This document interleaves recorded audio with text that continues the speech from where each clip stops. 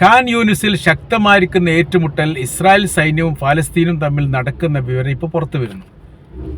ഇന്നൊരു ബന്ദി കൂടി കൊല്ലപ്പെട്ടത് വിവരം പുറത്തു വന്നതോടുകൂടി കഴിഞ്ഞ 2 ദിവസത്തിനിടയിൽ 3ാമത്തെ ബന്ദിയാണ് കൊല്ലപ്പെടുന്നത്.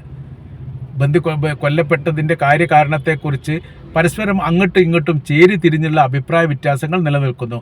ഹമാസാണ് കൊലപ്പെടുത്തിയതെന്ന് ഇസ്രായേലും, ഇസ്രായേലാണ് കൊലപ്പെടുത്തിയത് എന്ന് ഹമാസും പറയുന്നു.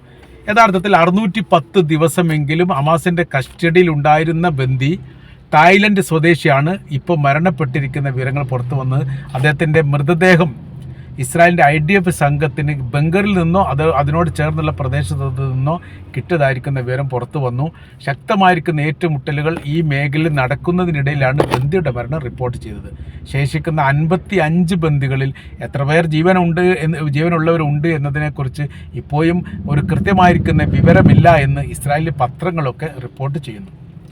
ബുൾഡോസർ പൊട്ടിത്തെറിച്ചുകൊണ്ട് 2 സൈനികർ കൊല്ലപ്പെട്ട വിവരം സ്ഥിരീകരിക്കാത്തതായി ഖാൻ യൂനിസിൻ്റെ ഭാഗങ്ങളിൽ നിന്ന് വന്നുകൊണ്ടിരിക്കുകയാണ്. അപ്പോൾ ഈ മേഖല കേന്ദ്രീകരിച്ചുകൊണ്ടാണ് ബന്ദികൾ ഉള്ളത് എന്നറിഞ്ഞതിൻ്റെ അടിസ്ഥാനത്തിൽ വലിയ സൈനിക വ്യൂഹം തന്നെ ബംഗറിനെ കേന്ദ്രീകരിച്ചും ചുറ്റുഭാഗമുള്ള പ്രദേശത്തെ കേന്ദ്രീകരിച്ചുകൊണ്ട് വലിയ റെയ്ഡ് നടക്കുന്നു, അല്ലെങ്കിൽ വലിയ മുന്നേറ്റം നടത്തുന്നു. അതിനെ പ്രതിരോധിക്കാൻ വേണ്ടി മറ്റു ഭാഗം സജീവമായതോടുകൂടിയാണ് ഈ വിഷയങ്ങളൊക്കെ ഉണ്ടാകുന്നത്.